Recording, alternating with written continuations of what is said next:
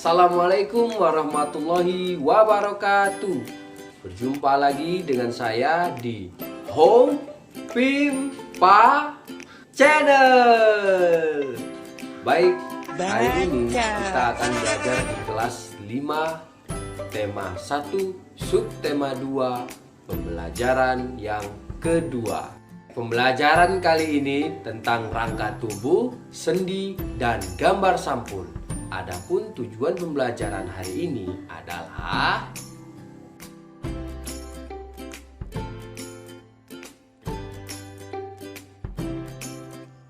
teman-teman, ayo kita amati gambar berikut ini. Kegiatan yang nampak pada gambar adalah bermain sepak bola. Permainan ini menggunakan kaki sebagai organ gerak utama. Permainan bola memerlukan banyak gerakan seperti berjalan, berlari, menendang, dan melempar. Hampir semua bagian tubuh aktif. Tentunya hal ini mengharuskan semua organ gerak dalam tubuh, baik otot ataupun tulang, bekerja dengan baik. Agar otot tidak mengalami gangguan, kita harus melakukan pemanasan untuk membuat otot lebih lentur saat bergerak. Coba amati animasi berikut ini. Saat kita berjalan, mengapa kaki kita bisa bergerak? Ya, karena ada organ gerak yaitu tulang dan otot. Tulang adalah alat gerak pasif, sedangkan otot adalah alat gerak aktif. Kita memiliki banyak tulang dalam tubuh yang berhubungan membentuk rangka. Coba kalian perhatikan ya. Rangka manusia dibagi menjadi 3 bagian. Yang pertama rangka kepala, kedua rangka badan, dan ketiga rangka anggota gerak. Rangka kepala. Ya, rangka kepala atau tengkorak tersusun dari tulang yang berbentuk pipi, bersifat kuat dan keras. Tengkorak bagian depan membentuk wajah yaitu tulang dahi, hidung, pipi, rahang atas, dan rahang bawah. Lihat di gambar ya. Tulang bagian atas dan belakang membentuk batok atau tempurung kepala. Tulang ubun-ubun, kepala belakang, pelipis, dan baji.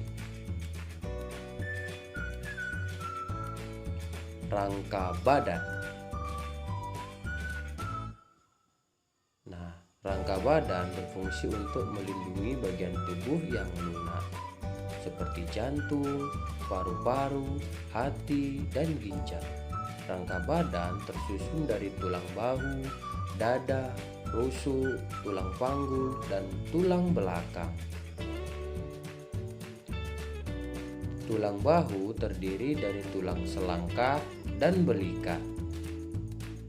Tulang rusuk tersusun atas 7 pasang rusuk sejati, 3 pasang rusuk palsu, dan 2 rusuk melayang. Tulang panggul tersusun atas sepasang tulang panggul, sepasang tulang kemaluan, dan sepasang tulang duduk. Nah, tulang belakang tersusun atas 33 ruas, 7 ruas tulang leher, 12 ruas tulang punggung, 5 ruas tulang pinggang, 5 ruas tulang kelangkang, dan 4 ruas tulang ekor. Nah, tulang dada terdiri atas bagian hulu atau kepala badan dan taju pedang. Rangka anggota gerak. Anggota gerak atas disebut lengan atau tangan. Anggota gerak bawah disebut kaki. Rangka anggota gerak atas terdiri dari tulang lengan atas, tulang hasta, tulang pengumpil, tulang pergelangan tangan, tulang telapak tangan, dan tulang jari tangan. Rangka anggota gerak bawah terdiri dari tulang paha, tulang tempurung lutut, tulang betis, tulang kering, tulang pergelangan kaki, tulang telapak kaki, dan tulang jari kaki. Nah, bagaimana bagaimana tulang-tulang pada manusia bisa menyatu ya?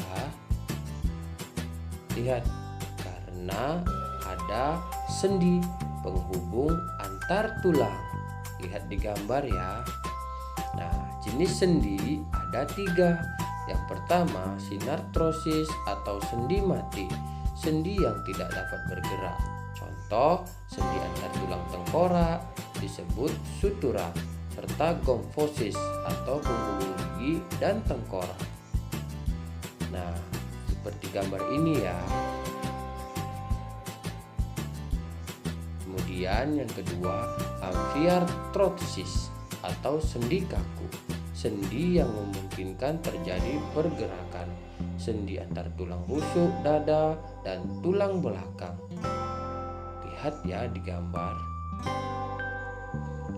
Kemudian yang ketiga, diartrosis atau sendi gerak, sendi yang dapat bergerak bebas. Dikategorikan sesuai arah gerakan ada 6. Yang pertama, sendi putar, 2 sendi peluru, 3 sendi pelana, 4 sendi geser, 5 sendi engsel, dan 6 sendi gulung. Nah, berikut ini adalah arah sendi-sendi tersebut. Yang pertama, sendi putar, yaitu sendi yang gerakannya memutar. Contohnya sendi pada tulang leher pertama atau tulang atlas dengan tulang tengkorak. Yang kedua, sendi peluru, yaitu sendi yang bisa bergerak ke segala arah. Contohnya sendi pada tulang belikat dengan tulang lengan atas.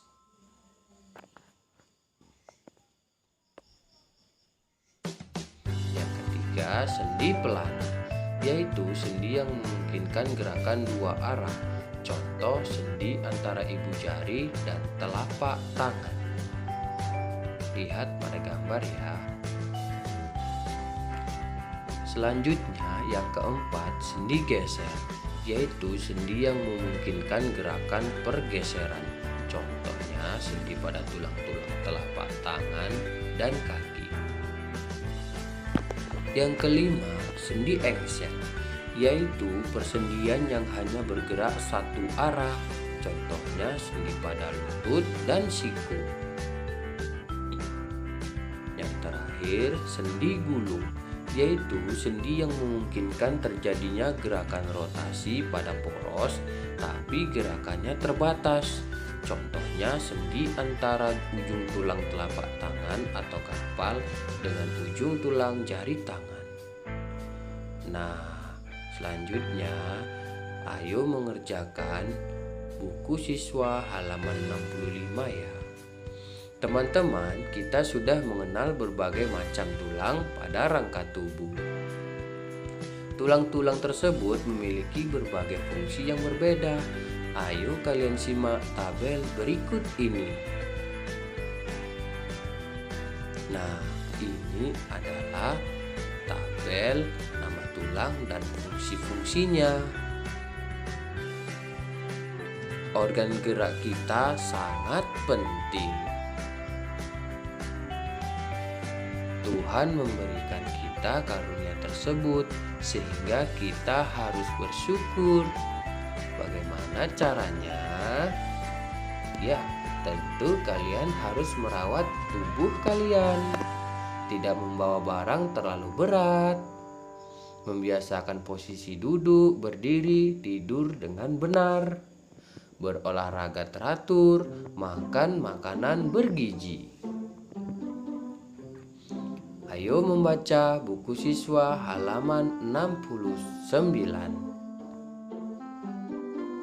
Halaman 69 tersebut berisi tentang penyandang cacat yang sukses, menceritakan seorang penyandang cacat yang menjadi pengusaha sukses berkat kegigihan dan kerja kerasnya. Sangat inspiratif ya. Penasaran dengan kisah perjuangannya? Silahkan baca ya anak-anak halaman 69.